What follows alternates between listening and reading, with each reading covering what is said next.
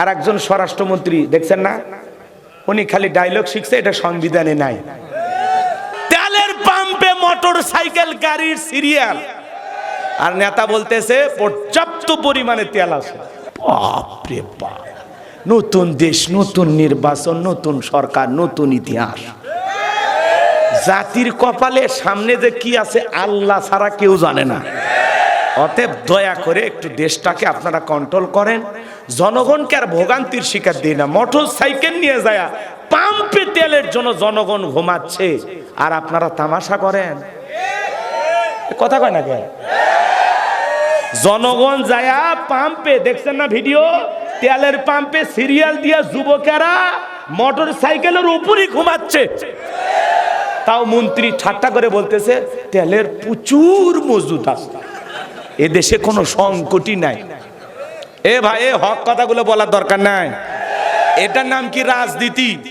এটার নাম হলো বাস্তব প্রতিবাদ, সমসাময়িক আলোচনা। কথা কর বলা লাগবে। আপনারা সুন্দর করে দেশ চালান, নতুন হইছেন তো আমরা কিচ্ছু বলতেছি না, সুন্দর করে চালান। ঘাটতি হইলে দয়া করে বইলেন, আমরা একটু দেখে শুনে চলবো। কি বলেন? তখন গাড়ি ঘোড়া বাদ দিব, হাঁটবো নাকি যাওয়াই 2-3 দিন বন্ধ করে দেব, আমরা বিকল্প কিছু ভাববো। কিন্তু সংকট থাকলে দয়া করে বলবেন, খালি চাপাবাজির মধ্যে রাখবেন না। কারণ এই দেশের মানুষ মাছে ভাতে বাঙালি। কথা বলেন? হ্যাঁ, আমরা বাঁশের লাঠি দিয়া বড় বড় সেনাবাহিনী, বড় বড় শক্তিধর এই সমস্ত মানুষদেরকে সে সময় আমাদের বাপ দাদারা সাইজ করছে, করেনি? তো অতএব আমাদের কাছে অস্ত্র লাগে না, বাংলার লাঠি যথেষ্ট। পেট্রোল 2 মাস না হলেও আমরা চলতে পারবো ইনশাল্লাহ। কিন্তু একটু বইলেন, ভিতরে প্রকাশ করে মনের মধ্যে রাখেন না, একটু বইলেন, আমরা বুঝবো তখন যে না এই মন্ত্রীটা সত্যবাদী, সত্য কথা কয়, ভালো মানুষ, তখন দোয়া পাবেন। কথা বলেন? তেলের পাম্পে তেল নাই, জনগণের বেল নাই।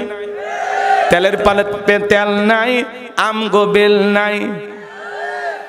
কওয়ারও জায়গা নাই, সবারও কায়দা নাই। চারিদিকে শুনি শুধুই নাই রে, কিছু নাই রে। ও দেশের ভাই রে, বল না কোথায় যাই রে, একটু শান্তি বলো কোথায় গেলে পাই রে। তেলের পাম্পে মোটর সাইকেল গাড়ির সিরিয়াল, আর নেতা বলতেছে পর্যাপ্ত পরিমাণে তেল আছে। আবার অনেকে বলতেছে তেল নাকি জনগণ বাড়ি বাড়িতে ড্রামে ভরে রাখতেছে। হাই রে, কত বাহানা আর কত কথা। এই বিদ্যুৎ মন্ত্রী যিনি হয়েছে, উনি গত এই যে 26শে মার্চ স্বাধীনতা দিবস, উনি বলেছেন যে এই দেশকে ধর্মভিত্তিক রাষ্ট্র গঠনের জন্য মুক্তিযুদ্ধ করা হয়নি। কি করার জন্য করা হয়েছে? দেখেন এই সমস্ত মন্ত্রীরা যে কথা বলে, দেখে কি বোঝা যায় এরা ইসলামের বন্ধু না শত্রু? ধর্মভিত্তিক রাষ্ট্র গঠনের জন্য এই দেশে মুক্তিযুদ্ধ করা হয়নি। শুধু ইসলাম ধর্মের কথা বলা হচ্ছে না, সব ধর্মের কথাই বলা হচ্ছে। তাহলে একটা দেশে, একটা রাষ্ট্রে যদি ধর্ম না চলে, চলবেটা কি? মানুষ তো ধর্মের অনুসরণ অনুযায়ী চলবে। কথা বলেন না কেন? ওরা পরিষ্কার ডাইরেক্ট বলতে পারে না যে এই দেশে ইসলাম প্রতিষ্ঠিত করার জন্য মুক্তিযুদ্ধ করা হয়নি, এই কথা স্পষ্ট বলতে পারে না, খালি অ্যাঙ্গেলে অ্যাঙ্গেলে মার দিয়ে যায়। আর ওনাদের অ্যাঙ্গেল আমরা বুঝি। কথা বলেন ঠিক কিনা?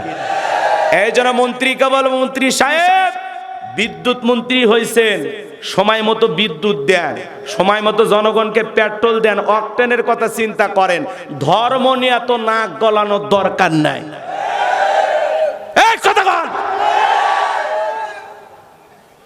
জনগণকে তেল দেওয়ার নাম নাই, ধর্ম নিয়ে আলোচনা হচ্ছে। আপনি ধর্মমন্ত্রী হলেন না, তাহলে তো ভালোই তো, আপনার ওয়াজই আমরা শুনতাম। বিদ্যুৎ মন্ত্রী ধর্মের ওয়াজ করলে হবে না, যারে যে মন্ত্রণালয়ের দায়িত্ব দেওয়া হয়েছে সেই দায়িত্ব পালন করেন। কথা বলেন ঠিক না? বলতে পারেন দেশে তেলের সংকট আছে, এটা লজ্জা নাই, সত্যটা প্রকাশ করেন। ওই আগের মন্ত্রীদের মতো খালি চাপা দিয়ে দেশ চালালে হবে না, সত্য বলতে হবে যে ভাই যুদ্ধ সমস্যা, দেশে তেলের সংকট আছে, আপনারা একটু বুঝে শুনে চলে। আমরা হিসাব করে চলবো। আবার অনেক এক মন্ত্রী বলতেছে 1-2 মাস হেঁটে হেঁটে চলেন, তাতে শরীর সুস্থ থাকে। অথচ উনি হলো সড়ক পরিবহন মন্ত্রী, আর উনি স্বাস্থ্যমন্ত্রীর পরামর্শ দিচ্ছেন। যেই মন্ত্রী মন্ত্রণালয়ের দায়িত্ব সেইটা নিয়ে নাক না গলাইয়া অন্য আরেকটা মন্ত্রণালয়ে নাক গলাইতেছে। তার মানে এদের কথাবার্তার সাইজ দেখে মনে হচ্ছে এরা একটা মন্ত্রণালয় পায় খুশি হয়নি, এদের এক জোনাক 8-10টা করে দেওয়া লাগতো। সড়ক পরিবহন মন্ত্রী এই কথা বলবে যে স্বাস্থ্যের জন্য ভালো, এটা স্বাস্থ্যমন্ত্রী বলবে যে হাঁটাহাঁটি করলে স্বাস্থ্যের জন্য ভালো। রাগ করতেছেন বাজান? আর একজন স্বরাষ্ট্রমন্ত্রী দেখছেন না, উনি খালি ডায়লগ শিখছে, এটা সংবিধানে নাই, এ আইন নাই, এই নাই নে, এটা তো কবে আইন মন্ত্রী। তা আপনি কোন কেন এ কথা কন না কেন? আবার এটাও লেখা হচ্ছে যে জনাব তারেক রহমান প্রধানমন্ত্রী অনুপস্থিত থাকাকালীন এই স্বরাষ্ট্রমন্ত্রী হলো প্রধানমন্ত্রীর কাজগুলো চালিয়ে নিলেন। কি শুনছেন জীবনে? বাপরে বাপ, নতুন দেশ, নতুন নির্বাচন, নতুন সরকার, নতুন ইতিহাস। জাতির কপালে সামনে যে কি আছে আল্লাহ ছাড়া কেউ জানে না। অতএব দয়া করে একটু দেশটাকে আপনারা কন্ট্রোল করেন, জনগণকে আর ভোগান্তির শিকার দিই না। মোটর সাইকেল নিয়ে যায় পাম্পে তেলের জন্য জনগণ ঘুমাচ্ছে, আর আপনারা তামাশা করেন। কথা কয় না কেন? জনগণ যায় পাম্পে, দেখছেন না ভিডিও, তেলের পাম্পে সিরিয়াল দিয়ে যুবকেরা মোটর সাইকেলের উপরই ঘুমাচ্ছে। তাও মন্ত্রী ঠাট্টা করে বলতেছে তেলের প্রচুর মজুদ আছে, এ দেশে কোনো সংকটই নাই। এ ভাই, এ হক কথাগুলো বলার দরকার নাই। এটার নাম কি রাজনীতি? এটার নাম হলো বাস্তব প্রতিবাদ, সমসাময়িক আলোচনা। কথা কর বলা লাগবে। আপনারা সুন্দর করে দেশ চালান, নতুন হইছেন তো আমরা কিচ্ছু বলতেছি না, সুন্দর করে চালান। ঘাটতি হইলে দয়া করে বইলেন, আমরা একটু দেখে শুনে চলবো। কি বলেন? তখন গাড়ি ঘোড়া বাদ দিব, হাঁটবো নাকি যাওয়াই 2-3 দিন বন্ধ করে দেব, আমরা বিকল্প কিছু ভাববো। কিন্তু সংকট থাকলে দয়া করে বলবেন, খালি চাপাবাজির মধ্যে রাখবেন না। কারণ এই দেশের মানুষ মাছে ভাতে বাঙালি। কথা বলেন? হ্যাঁ, আমরা বাঁশের লাঠি দিয়া বড় বড় সেনাবাহিনী, বড় বড় শক্তিধর এই সমস্ত মানুষদেরকে সে সময় আমাদের বাপ দাদারা সাইজ করছে, করেনি? তো অতএব আমাদের কাছে অস্ত্র লাগে না, বাংলার লাঠি যথেষ্ট। পেট্রোল 2 মাস না এলেও আমরা চলতে পারবো ইনশাল্লাহ। কিন্তু একটু বইলেন, ভিতরে প্রকাশ করে মনের মধ্যে রাখেন না, একটু বইলেন, আমরা বুঝবো তখন যে না এই মন্ত্রীটা সত্যবাদী, সত্য কথা কয়, ভালো মানুষ, তখন দোয়া পাবেন। কথা বলেন? তাহলে বাজান, এই জমিনে শান্তি প্রতিষ্ঠিত করতে গেলে লাগবে কার আইন? স্বাধীনতার এত বছর কেটে গেল, প্রত্যেকবার প্রধানমন্ত্রী আসলো মুসলমান, তারপরে বাংলার পার্লামেন্টে কোন নেতা নামাজের ন্যূনতম বিল পাস করেনি। তবে এইবার সংসদটা ভালো, স্পিকার যিনি হাফিজউদ্দিন নাম, নাহমাদুহু নুসাল্লি আলা রাসূলিহিল কারীম, বইলা সংসদ শুরু করছে। আউযুবিল্লাহ বিসমিল্লাহ বলে সংসদ শুরু করছে স্পিকার। আমরা দুঃখিত, শোকাহত, সেই আমাদের পুরুষ স্পিকার হাফিজউদ্দিনের স্ত্রী মারা গেছে। আমরা দোয়া করি আল্লাহ যেন তার স্ত্রীকে জান্নাতুল ফেরদাউস দান করেন। একটু জোরে বলেন আমিন। চিকিৎসাধীন অবস্থায় তার স্ত্রী মারা গেছে আমরা শুনলাম। তবে স্পিকার যিনি আছেন বীর বিক্রম হাফিজউদ্দিন, মোটামুটি ভালো মনে হচ্ছে। কপালের মধ্যে নামাজের দাগ, মুখের মধ্যে কি সুন্দর দাড়ি, তাই না? কি বলেন? আশা করি সব দলের লোককে কথা বলার সমান অধিকার দেবেন। কথা বলেন? পুরুষ স্পিকার, আগের তো মহিলা শিরিন আপা, দেখেননি? এখনকার সংসদ দেখার জন্য জাতি তাকায় আছে। এই যে রবিবার সোমবার থেকে আবার শুরু হবে, কথা বোঝেন নাই? মানে তাকে থাকে, সবাই তাকে থাকে। যে আমির হামজা ভাই, গতকালকে আমরা একসাথে মাহফিল করলাম, আলহামদুলিল্লাহ। মুফতি আমির হামজা ভাই এমপি হয়েছে, কত সমালোচনা, কত চক্রান্ত তার বিরুদ্ধে। হ্যাঁ, 3 বছর জেল খেটেছেন, আয়না ঘরে থেকেছেন। আল্লাহ তার সম্মান কমাইছে না বাড়াইছে? মুফতি আমির হামজা এমপি হয়ে গেল, বাতিলদের ঘুম হারাম। হুজুরেরা সংসদে ঢুকতেছে আর রামবামেরা জ্বলতেছে, নাস্তিকেরা ইসলাম বিদ্বেষীরা জ্বলতেছে। কথা কর। আলেমেরা 2-4 জন গেছে, সামনে আরো যাবে ইনশাআল্লাহ। সময়ের পরিবর্তন হবে। কি সুন্দর সব টুপি পরে বসে থাকে, ভালো লাগে না? মুফতি আমির হামজা ভাই বলতেছে, গতকালকে কথা হলো, বলতেছে মাওলানা আমি এর আগে বুঝতাম না যে এমপি মন্ত্রীরা এতটুকু টাকার মালিক কেমনে হয়। এই কয়েকদিনে যে পরিমাণে আমার কাছে ঘুষের টাকার অফার আসছে, এমনি 5 বছরে মানুষকে হাজার হাজার কোটি টাকার মালিক হয়। এই কয়েকদিনে আমার কাছে শত শত কোটি টাকার অফার আসছে। খালি হুজুর মানুষ দেখে আর আল্লাহর ভয় আছে, এই জন্য আমি তো এগুলো নাড়ব না। আল্লাহ কি আমারে কম দেশে? আমার সম্পদ আরো কমবে, বাড়ার কোনো কায়দা আমি দেখতেছি না। কারণ আমি ওয়াদাবদ্ধ, আমি একটা আদর্শের রাজনীতির দল করি, আমি আমার আল্লাহকে ভয় করি। কথা বলেন। মুফতি আমির হামজা ভাইকে 50 কোটি টাকা অফার করা হয়েছে। এছাড়াও বিভিন্ন ভাবে যেখানে হাত দেই হুজুর এটা আপনার কাজ না, আপনি কেন এখানে নাক গলাচ্ছেন? কথা কি বুঝতে পারতেছেন? আমাদের ভাই, আল্লাহর কাছে দোয়া করি আল্লাহ যেন তাকে ভবিষ্যতে মন্ত্রী হওয়ার তৌফিক দান করেন। এইবার এমপি হয়েছে, ভবিষ্যতে কি হবে? মন্ত্রী হবে। আল্লাহ কবুল করেন। জোরে খান আমি। অধ্যাপক নুরুল আমিন ভাই, আপনারা অনেক ওয়াজ শুনছেন না? এই নওগাঁ, নিয়ামতপুর, চাঁপাই নবাবগঞ্জে অনেক প্রোগ্রাম করছে। আমি অনেক মহাব্বত করি, আমার হৃদয়ের মানুষ অধ্যাপক নুরুল আমিন সাহেব। আল্লাহ ওনারেও সম্মান দিয়ে এমপি বানাইছে। ওই যেখানে শিরিন শারমিন ছিল স্পিকারের আসন, সেটা হুজুর দখল করছে। মারহাবা কর। তা আলহামদুলিল্লাহ আমরা পরিবর্তন দেখতে পাচ্ছি। কথা বলেন ঠিক কিনা? এই 2-4 জন যারা গেছে, এনারা থাকলে তো প্রতিবাদ করার মতো একটা অবস্থা আছে। এই দেশে ইসলামের বিরুদ্ধে কোনো কিছু তারা করতে দেবে না। কথা বলে ঠিক কিনা? সংসদ দেখার জন্য মানুষ অপেক্ষায় আছে যে কখন হুজুরেরা বক্তব্য শুরু করে।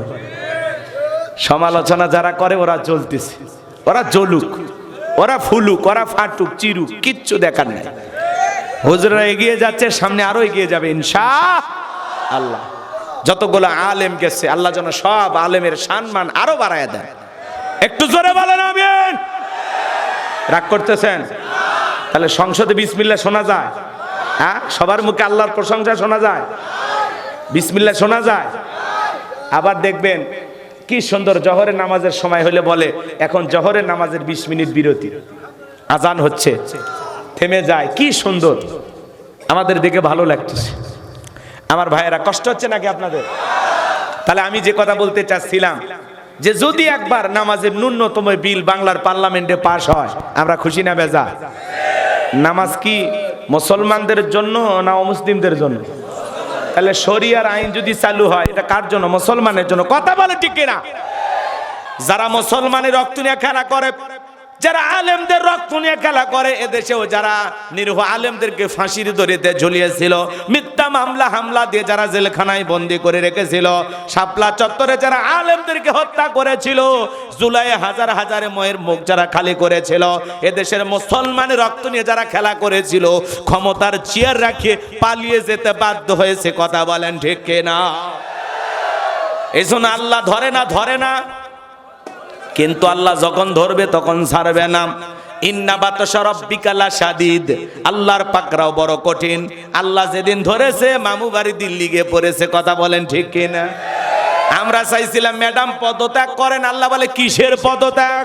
ওরা যে অন্যায় অপরাধ করেছে, শুধু পদত্যাগ না, আমি আল্লাহ ওদেরকে দেশ ত্যাগ করতে বাধ্য করব। এই যে গত 26শে মার্চ আপা আসার কথা ছিল, কই আসলো না তো? আইলে খেলা জমে যেত। কি কন? রাগ করতেছেন? রাগ করতেছেন নাকি? আচ্ছা, মেয়ে মানুষ কতদিন বাইরে থাকবে? আসুক, এদেশে আসার দরকার আছে না নাই? মন খারাপ করছেন? আমরাও বলি আসেন বুবু আইবা, তুমি আইবা গো, সেই দিন আইসা বুবু ক্ষমতা পাইবা না। খোঁজ নাই বহু কাদের কাকার, অবস্থা খারাপ দরবেশ বাবার, আউন আঙ্কেল এখন সামনে আসে না।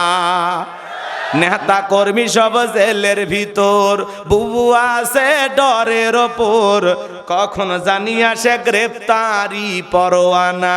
বুবু আইবা তুমি আইবা গো, সেই দিন আইসা বুবু চিয়ার পাইবা না। কেমনে চেয়ার পাবে? আর একজন চেয়ারে বসে গেছে।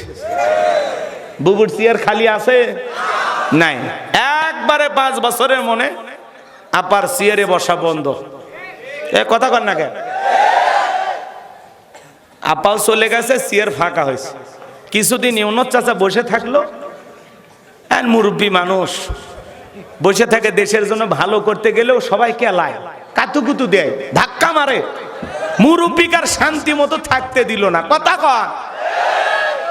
আমরা ভাবছিলাম মুরব্বী মানুষ থাক, 2-4 বছর থাক, কি কহ? কিন্তু ইউনুস চাচা কার থাকতে দিল না। এখন আমরা যেটা পাইছি পুরুষ, নাকি কোন রাগ করতেছেন? আরে কথা কওয়া লাগে ভাই, সবাই প্রধানমন্ত্রী হবার চায় না? ওনার বাবা ছিল রাষ্ট্রপতি, শহীদ প্রেসিডেন্ট জিয়াউর রহমান। ওনার মা ছিলেন এদেশের 3-3বারের প্রধানমন্ত্রী। বাংলাদেশের ইতিহাসে সবচেয়ে বড় জানাজা তার ভাগ্যে আল্লাহ জোটাইয়া দিছে। কথা কন। তো উনি প্রধানমন্ত্রী হয়েছে বাংলাদেশের ইতিহাসে এই প্রথম। কথা কন। একই পরিবারের বাবা মা ছেলে সব দেশ পরিচালনা করতেছে। মারহাবা কন। এখন আমাদের কথা শোনেন। ওই যে একজন জীবন ছেড়ে দিয়েছিল, দেখছিলেন? ছেলেটার নাম অনেকে আমতারেক বলে।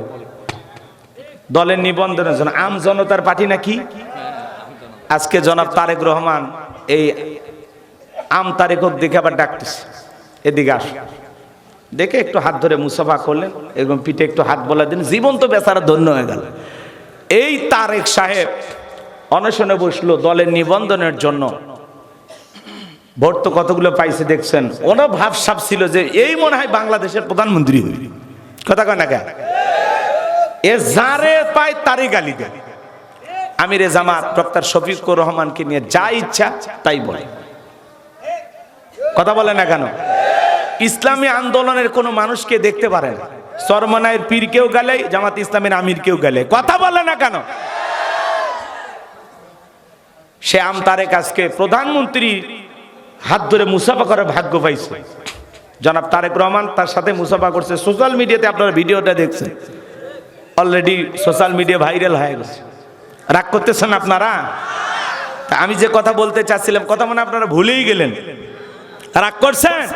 তাহলে ক্ষমতার চেয়ার ফাঁকা থাকে, হ্যাঁ, ফাঁকা চেয়ার পূরণ হয়ে যায়। আপা আসার কথা ছিল, আসলো না। আর আসবে কিনা জানিও না। কথা বলেন।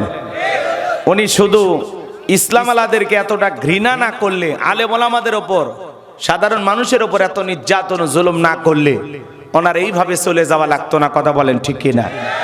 তো যাই হোক, মালিকের ফয়সালা যেটা হবে তার ভিতরে কল্যাণ আছে না নাই? আমরা ধরে নিছিলাম ওরা মৃত্যু পর্যন্ত থাকবে। কেউ ভাবিনি যে 24 সালে আল্লাহ এইভাবে খেলা ঘুরাইয়া দিবে। কথা বোঝেন নাই? এই জন্য ক্ষমতা কারো চিরস্থায়ী নয়, কেউ চিরকাল ক্ষমতায় থাকবে না। আজকে তাম পৃথিবীতে যারা মুসলমানকে বৃদ্ধ আঙ্গুলি দেখায়, মুসলমানের রক্ত নিয়ে খেলা করতে মজা পায়, ওই জালেমেরা জানে না ওদেরও নমরুদ ফিরাউনের মতো পৃথিবীর জমিন থেকে বিদায় হতে হবে। কথা বলে ডেকেরা। কেউ ক্ষমতায় চিরকাল টিকে থাকবে পৃথিবীতে, কেউ স্থায়ী হয় না।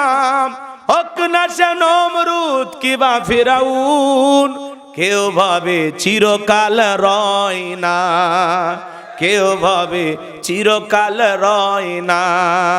নেতানিয়াহু ডোনাল্ড ট্রাম্পও থাকবে না।